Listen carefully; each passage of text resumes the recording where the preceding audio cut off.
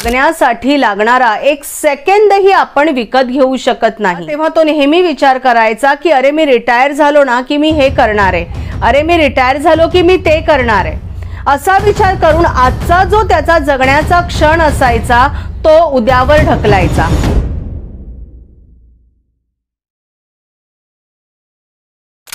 मृत्यू जवळ आला की आपण कितीही श्रीमंत असलो तरी सुद्धा आपल्याला जगण्यासाठी लागणारा एक सेकंदही आपण विकत घेऊ शकत नाही, हे तुम्हाला मान्य करावंच लागेल। नमस्कार, मी चंचला बिले आज तुम्हाला याच अर्थाची एक गोष्ट सांगणार आहे। एक खूप श्रीमंत माणूस असतो, त्याने आयुष्यभर मेहनत करून खूप सारे पैसे कमावलेले असतात। जेव्हा तो मेहनत करायचा तेव्हा तो नेहमी विचार करायचा की अरे मी रिटायर झालो ना की मी हे करणार आहे, अरे मी रिटायर झालो की मी ते करणार आहे, असा विचार करून आजचा जो त्याचा जगण्याचा क्षण असायचा तो उद्यावर ढकलायचा। त्याचे सगळे आनंदाचे क्षण तो उद्यावर ढकलत असे। त्याच्या सगळ्या आवडीनिवडी तो असाच विचार करत असे की जेव्हा मी रिटायर होईल तेव्हा मी माझ्या आवडीनिवडी पूर्ण करेल, आणि असं म्हणत म्हणत म्हणत त्याने आपलं संपूर्ण आयुष्य केवळ मेहनत करण्यामध्ये आणि केवळ पैसा कमावण्यामध्ये घालवले। एक दिवस अचानक काय होतं की त्याच्या समोर यमदूत येऊन उभा राहतो आणि तो यमदूत त्याला म्हणतो की मी तुला घेऊन जाण्यासाठी आलेलो आहे।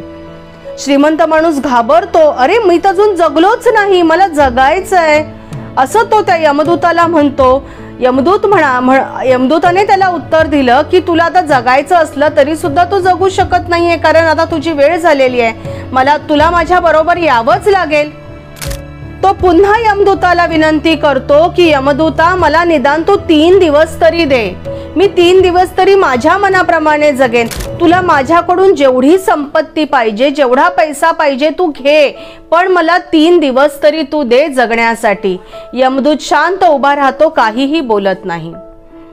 पुन्हा हा श्रीमंत मनुष्य यमदूताला म्हणतो की ठीक आहे, तुम्हाला 3 दिवस नाही देऊ शकत, निदान 1 दिवस तरी जगण्यासाठी दे, मला माझ्या इच्छा तरी पूर्ण करू दे, तो 1 दिवस तू मला दे। यमदूत म्हणतो मी तुला एकही दिवस देऊ शकत नाही। श्रीमंत मनुष्य म्हणतो हवं तर तू माझी सगळी संपत्ती घे, पण मला 1 दिवस तू जगण्यासाठी दे। यमदूत म्हणतो अशक्य, हे शक्य होणार नाही।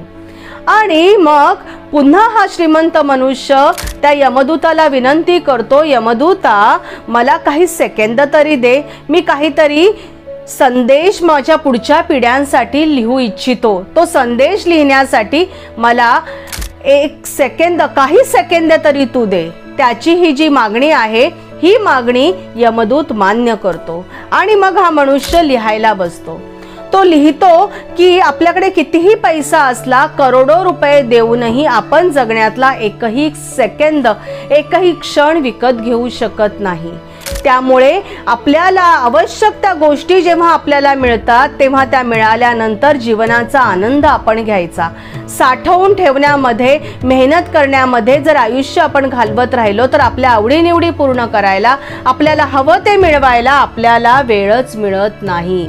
आणि शेवटी लिहून पूर्ण झाल्यावरती तो श्रीमंत मनुष्य यमदूताबरोबर निघून गेला।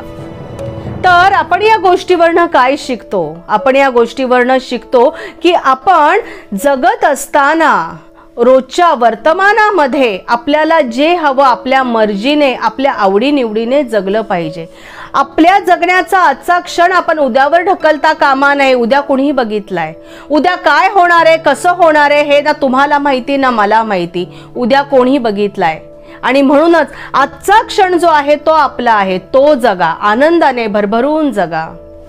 व्हिडिओ आवडला असेल तर लाईक करा, शेअर करा आणि आपल्या या चॅनलला सबस्क्राईब करा। शेवटच्या 2 ओळी फक्त तुमच्यासाठी।